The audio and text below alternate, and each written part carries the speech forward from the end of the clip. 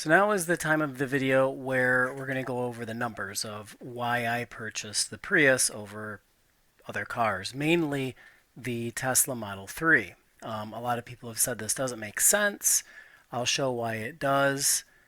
I'm going to go over in depth why and how I came to this conclusion, and you can judge for yourself. Now, I started off originally not wanting a new car because new cars are generally a waste of money. But when I began looking for a long-term car, something that I was going to have for a decade or more, something that was going to save me money over the long term, year over year, I wanted something that was very fuel efficient. And they had just started the production of the new Prius, and I decided to take a look at it. I didn't think I'd be able to get it, but I ended up lucking out, and I did. Um, but then I said, okay, does it really make sense, as far as, cost comparison over time against a battery car because they are more efficient, like it or not. So let's go over how I came to that conclusion. Here, now I'll go over each section of this independently, so don't worry. This is the websites where I gathered my information from. So when you look over this, first of all, this is the legend. A yellow is the color fill area. Means you got to fill it in with information that's asked for. Otherwise, you're not going to be able to get what you really need out of the charts. The brown, or the gray, I should say, this color means it's automatically calculated, so you wouldn't fill it in. And this is an answer once it comes up. And you'll see a lot of these, this will populate with information as I tell it what I want to do. So for maintenance and depreciation, I went to CarEdge. For insurance, Progressive, and several others I compared against the cost of tires, various places in Toyota, gas prices, AAA, that sets a national average. You'll see everything that's here is I tried to do it against national average, not just where I live, because I'm trying to show other people why I came to this, not just myself. Okay, so the next portion, this is information that's going to affect multiple cars, let's just say. It's likely to affect one or more cars that's in this area over here. 1, 2, 3, 4. I'm only going to be comparing two vehicles, and that's going to be the Model 3 and the Prius at this time. But I wanted to show everything that's required. So here, a gallon of gas I have down as 357. That's national average when this was made. The cost of an oil change, which is about 50 bucks, especially if you do it yourself, which I will eventually. How many miles between oil changes? 10,000.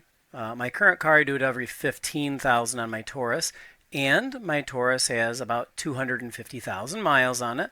So you might say that's not often enough. It's often enough. You just got to use good stuff. But I am going to go with 10,000 miles as Toyota recommends. The cost to charge per kilowatt hour is 15.5 cents. That's the national average at this time. The number of miles driven per week. And this is so over a decade, we're going to be looking at 20,000 miles per year, which is about what I drive. I know that seems like a lot, but you can elongate what you're looking at if you want. But when I'm looking at this, that's about what I drive. So I'm going to put it down for 20,000 miles a year. That's 385 miles a week, roughly. The percentage of the year that this is around freezing or below, the reason for that is because in all types of vehicles, you lose efficiency as your temperature drops. And this is more so the more electric you go. And we'll go over that more in a couple minutes. But the main ones we're going to compare, because I've already put the information in to keep this going quickly.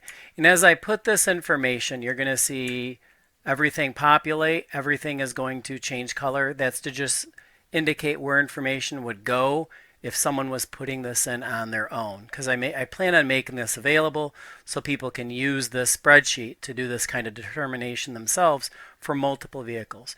So the first two vehicles that I'm putting up here, these are for ICE or hybrids. That's what these are designated for. And the next 2, 3, and 4 are for electrics. So you can compare costs over time against multiple vehicle types as well. So the ICE hybrid, the first one I'm going to be looking at is the Prius. And you can see I've already put the information in here. This is all going to end up showing up Prius year 1 through 10, the residual value as indicated by caredge.com. So I went off what they had indicated it would be worth, except for my Explorer, which I just ballparked because it's an old vehicle. I'm not going to worry too much about those numbers. So the next vehicle is the Explorer. Populates that one. And then the Model 3 and the Chevy Bolt. So let's go over the ones we're really concerned with, the Prius and the Model 3, which are here and here.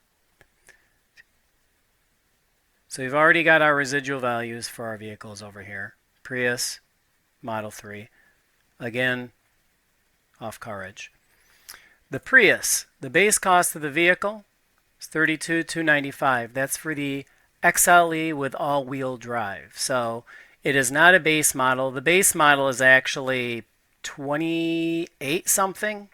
So this is actually a higher level vehicle, but it's more comparable to the Model 3, except that it is an all-wheel drive version. The all-wheel drive version of the Model 3 pushes it up by about $15,000. Me adding all-wheel drive to my vehicle was only $1,500, I believe. Now, the numbers you're going to be looking at, you could go with something even cheaper that's a hybrid that's going to save you even more money, which is the Toyota Corolla hybrid. And that gets roughly the same mileage. And the mileage on my car that you have here is also about 10% less. That's not a perfect number. But if you went with the cheaper one, you actually get better mileage. Mine has the 19-inch rims and then also has the all-wheel drive. Both of those drive it down about 8 miles per gallon. So it does have a negative effect. But you don't have to go with the bare bones. You'll see that even buying this mid-level trim with all-wheel drive still is a money saver over the Tesla. Then you have other fees, likely tax rebate, and discounts. None of these really apply, so we're going to jump over them. Another thing that I'm going to put in here is the cost to replace the batteries. Now this is something that half of the people will not like, half the people will say it's absolutely necessary. Here's the way I look at it. When I considered myself whether or not I was going to buy an electric vehicle, I thought, wow, they're extremely efficient, they're great, but really what you're doing, you're paying for a lot of your price up front in the form of the battery.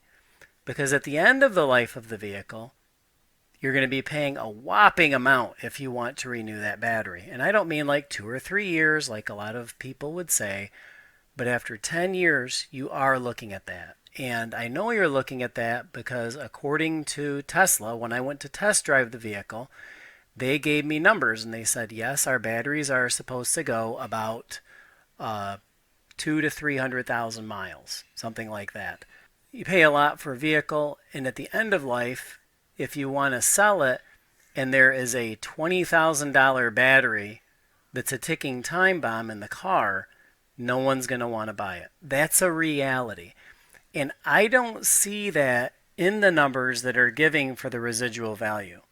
What I'm doing, I'm splitting the difference, and I'm saying half of the cost to replace the battery I'm going to put down here. And I'm being nice about it when it comes to the EV side of this equation.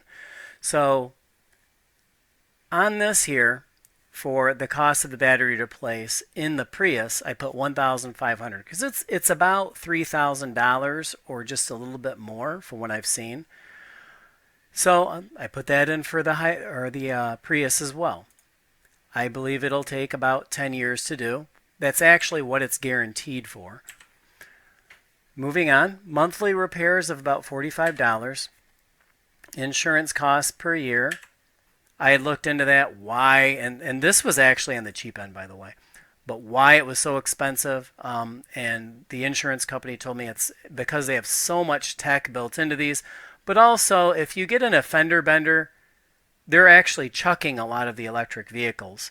So even if you're in a minor fender bender, a lot of these are saying, no, we're done. We're not going to take the risk, because if the battery gets punctured or fractured or whatever, it could be a terrible risk. So they just kill the vehicle. And of course, the battery is the majority of the cost of the vehicle. The cost of a set of tires, this is actually a little high, actually. I've seen that as lower anyway, a few $100s lower. How long it's going to be before they're wore out. And then the MPG, it's actually 49. And I've been getting that. If I'm around town, I'm actually getting sometimes 75 at times, usually in the high 50s, even though it's not supposed to get that. With a hybrid, it does matter how you drive, but if I just put it in automatic cruise control or whatever it's called, on the freeway, I'm getting about 50. So I'm going to keep it at 49 in this case. Now, the percentage of efficiency loss in cold weather on an internal combustion engine is 15%. On this hybrid, I found it to be around 25%. I don't know that through personal experience. I know that through numbers that I've found on various websites. And actually, I didn't write that one down. I apologize. Here's how this is calculated at 10.6. Let's see if I can blow that up for you a little bit. There we go.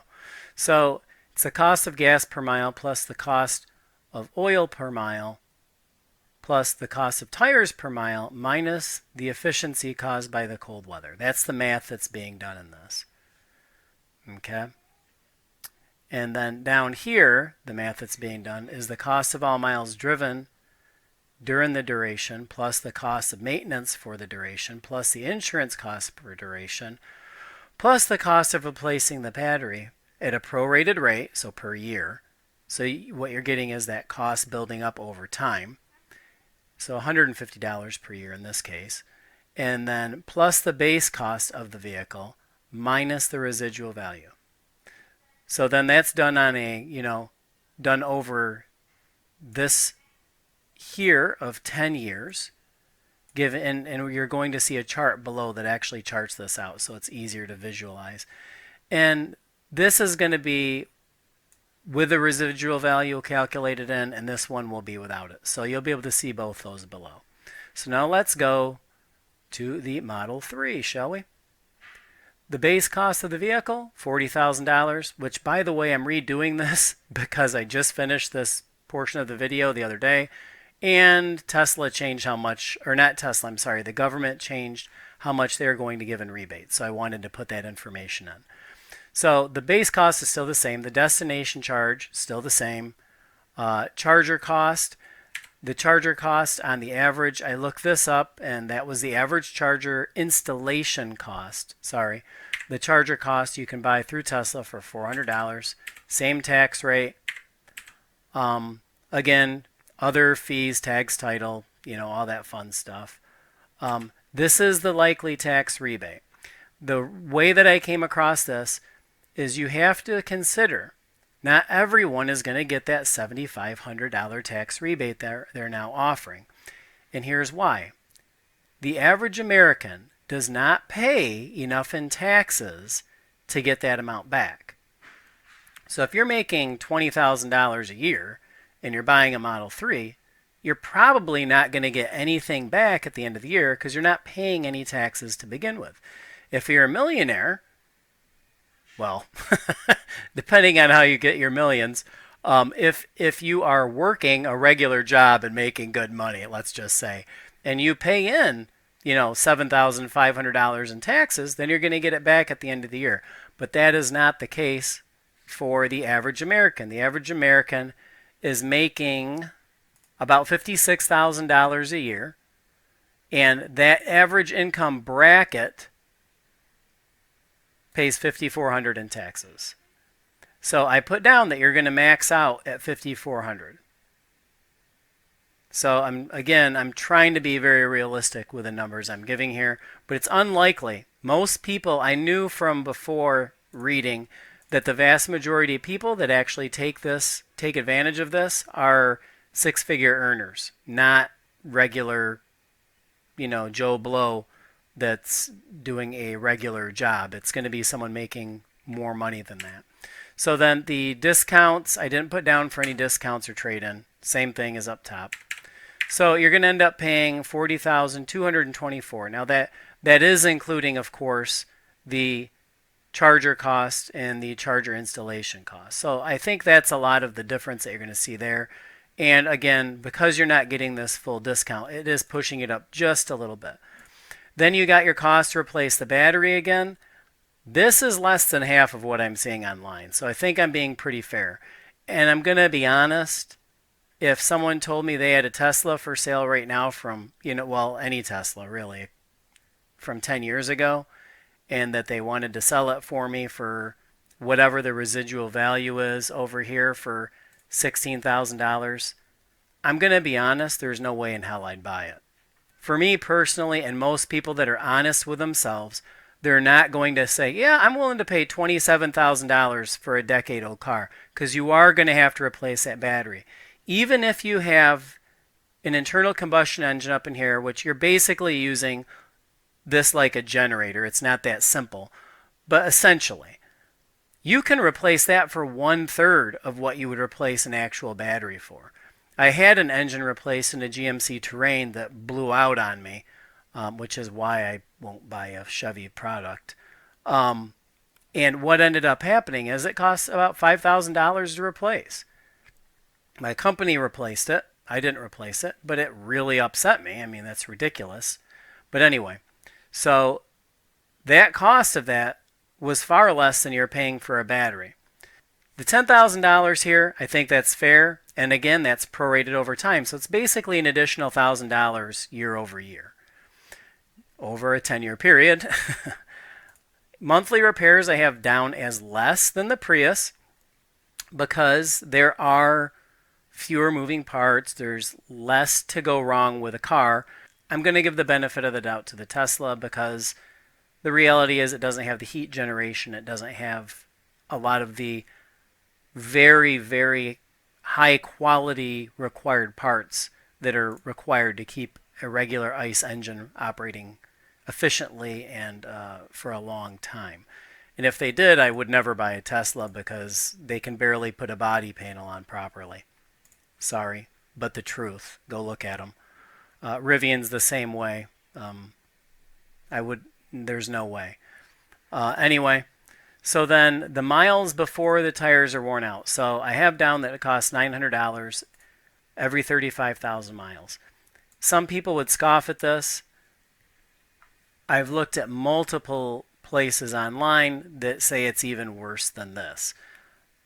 Not even a close friend, a relative of mine who owns a Chevy Bolt, which I actually, with the issue that he had was that at about 20,000 miles, he's had to change his tires. He said this is absolutely a nice estimate for the Tesla based on his experience. There's no way you can get around this, at least not right now with current technology. The torque that's inherent to this much power in a vehicle and the weight of the vehicle makes it extremely difficult for I keep thinking batteries, I apologize, for the tires to last. The other thing we have to take into consideration on this is the battery size and the distance it can go, because that's going to have to do with your efficiency. The Tesla Model 3 is, if it's not it's certainly in the top of efficiency ratings. It's a very efficient vehicle. However, it does take hard hits, and this is being conservative again. It takes hard hits on efficiency in cold weather. So the percent of efficiency lost in cold weather is 30%. And again, like I said, that's actually conservative. And I'm spending half my drive on the freeway. And then there's also an additional 10%. And again, that's slightly conservative. These numbers don't actually affect this as much as you would think. But it does affect it, so I wanted to put them in there. And as you can see, this is describing why this is put in here. The distance here is adjusted automatically by the values added for the percentages above. This will indicate the average number of miles that you would be able to drive throughout the year. It takes into account the loss of efficiency by cold temperatures and highway driving, typically 20% and 12% respectively. But the Model 3 does take a heftier hit. From what I've seen, it's about 35%. So this is calculated. Cost to fill the battery divided by the distance the car can go on a charge equals the cost per mile plus the cost per mile for the tires.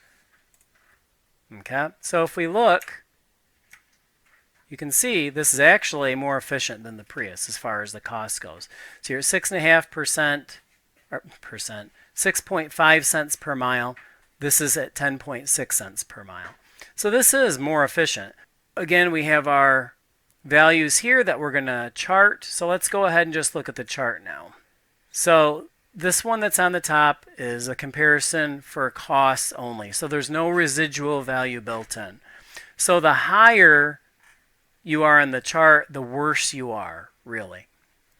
And as you can see here, the Model 3 is all the way on the top. And that's not because it's bad. It's just that it's more expensive to begin with. And then what I have found, the insurance costs coupled with the tire costs are what really does it in. On a per mile cost, it still does better than anything else that you would see out there. The Prius actually comes out with lower ownership costs by a nice little amount. The Bolt comes out even lower. The reason that I didn't consider the Bolt is because, like I said, I've had problems with General Motors in the past. I've actually worked in the quality industry for many years with automotive, specifically with camshafts, crankshafts. And I can tell you that I think all of these companies try to do a great job when it comes to internal combustion engines. It's just that for me, Chevy didn't stand behind their product, and I'm not going to work with a company. I'm not going to give them the kind of money I spent. They just would not even pick up the phone. They didn't care. So guess what? When I bought my car, they were in consideration for a very short period of time. Which, by the way, the battery tech that's in these, already old, outdated, and dead. So there's really no point. There's a great video that's online of a couple that drives from Michigan down to Florida, and it like almost doubles the length of time it takes them to drive. When we looked into the Tesla versus the Prius on the drive time, because we had made the drive before, it was still between a 20, I think it was about a 25% increase in the drive time by taking a Tesla. And if I was going to buy an electric vehicle, it would definitely be a Tesla, because you have the supercharger network at your disposal. But it's still not as convenient. In the future, that'll change. I'm assuming it's a pretty good chance, right? But right now, it's still not there. But let's go ahead and look now at the comparison chart with considering the residual value. And here you can see that the Prius still ends up lower than the Model 3 as far as costs are concerned. Again, if you took the battery out, this would all skew downward. But it's essentially 6 of one, half a dozen of the other. The Prius does end up winning out over the Tesla when you do these, when you actually factor in the numbers. And most of it does have to do with the cost of the tires and the insurance, because you go through more than you otherwise would. And then the other big factor in this one that we're looking at now is, of course, the battery. So if you zero out, what I'll do is I'll zero out the battery really quick so you can see that indicated as well on everything. And you can see here, they're just about crossing at the 10-year mark, right? And then if we look over here, again, just crossing down here. Well, at the 9-year mark, I guess, here. You actually have the Prius. They're kind of battling it out throughout the entire time when you do that. But I do have a hard time believing that. Because if you look at a Prius, a lot of people all over online. And there, of course, there's a lot more Priuses out there, the older Priuses, than there are of any electric vehicle. I guess more than all other electric vehicles combined. And because they have the small battery pack in the regular Prius, people have been changing them out for years themselves, and it's a major contributing factor. And that's only between $2,000 and $4,000 max. When you get into an EV, you're basically driving a giant battery. There's two quick points I wanted to cover. And the first is completely subjective, but it's the look of the vehicles, both the interior and the exterior. First off, let's go with the interior on the Prius versus the Tesla Model 3. I'm not a fan of the Model 3 because basically, to me, everything is really boring. It's drummed way down. You're basically driving an iPad. There's some fake wood up on the top, and then you got your iPad. You got to look halfway across the car to see what's going on. And there's a lot of people that I've seen online that'll claim, well, it's a really minimalist feel. That was done to save money. That was admitted from the very beginning. That was a way to bring down the prices. So this idea that it's just a way of minimalizing and making it's a special way that they're trying to present the vehicle. No, they were trying to save money. You can't even open the glove box without using the iPad in the middle of it. So I don't find that very useful. On the other hand, when I look at the Prius, I love the outlay of the HUD that's right up near eye level. It works great. They shrunk down the steering wheel just a little bit. Everything is highly accessible. I like the way it's laid out. It all looks really nice too. Plus, you've got all the tactile buttons that you would expect to have. The infotainment system is highly usable, very responsive. So I really like that. All those things I think they've done a great job with. For me, I know that some people would prefer the simplistic view of the Model 3. It's just not my thing. So I wanted to throw that out there. The other thing that I'd like to say is on the Tesla, on the exterior, I think it's closer, visually speaking. I still think the Prius looks nicer. I would not have said that with any other generation of Prius because I thought they were hideous. But the Tesla is well known for not even being able to put body panels on correctly. They are often misaligned. They have to, I'm not sure if they come to your home or if you got to go back there, take the vehicle back, but they often have to realign them after you receive the vehicle. I can't imagine that any other vehicle manufacturer gets away with this as well as Tesla does. But the exterior quality, their fit and finish, their gap, it's horrendous. And that's a well-known thing. So that's another thing that I think matters because that's a quality concern. If you're just looking for straight up power, Tesla is definitely the way to go. It's a funner car to drive, there's no doubt about it. But I had spoken earlier about the cost of the tires. That's going to eat up your tires. You have that much weight and that much torque and you're messing around, having a good time with your vehicle. There's nothing wrong with that. If that's what you're looking for, I think it's a great alternative. But if you're looking for a daily driver, that's just not what it's about. It's just a different driving method. So I can understand if you're looking for that, but it is going to push up your costs. I would like to add that the Prius actually has 60-something% more horsepower than the previous version. So it's nearly 200 horsepower now. So it's not this asthmatic car that it used to be where you'd have to basically, if you pushed it down the road, it would have went quicker than if you drove it. It actually can get out of its own way now. It does pretty well. It's actually the exact same speed as my Taurus was that I'm replacing it with. So it actually can get up and go. But again, that's not the primary reason I'm buying it. Lastly, I would note that one of the reasons Teslas are now selling so great is because, as I said earlier in the video, now you're getting a $7,500 tax credit from the federal government. Additionally, there is, in some states, I've seen as high as $9,000 in California. So you're looking at like $16,500 of tax credits. At that point, they're basically giving you a vehicle like 50% off. You'd be an idiot not to buy it. So it would make perfect sense to do that. I can understand why you would do that. We don't get those incentives here. And to be honest, I find that a little upsetting how much money they are taking from taxpayers. And like I had mentioned earlier, the majority of this is not going towards lower income people getting vehicles. It's still going towards higher earners. So again, they're taking money from one group of people, and most people believe that they're going to get a massive tax rebate back. They don't actually see that rebate unless they're making over six figures. Not always, but that is the majority of the time from what I've studied up on. So I think it's a little disingenuous. It's just a huge subsidy.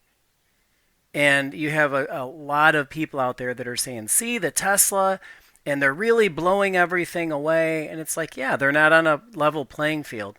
Frankly, if somebody told me, hey, I'm going to give you $17,000, $16,000, whatever, to buy a Tesla, I'd buy the Tesla. I mean, it would have made perfect sense at that point. But you're definitely skewing the market to do that. And there are alternatives out there that should be taken advantage of. For instance, the prime vehicles that have a smaller EV battery and then you can plug in when you get home and then it'll automatically switch to when you are running out of electric charge. It's the best of both worlds. But they only get a fraction, if at all, of that rebate. So you're definitely picking winners and losers, and I don't think that's the proper way to do it because frankly, I'd love to have a hybrid where it's a prime. They're just really hard to get right now. And again, the tax incentives aren't there, whether you think it's fair or not. So I think that's about it for this portion of the video. I hope that it helps illuminate some things. I'm going long in this. I would usually explore more, but I've already talked in the previous part of my video. I appreciate you watching. If you watched to this far into my video, I really do appreciate it. I'm not a major player here online, so thank you so much and have a good night.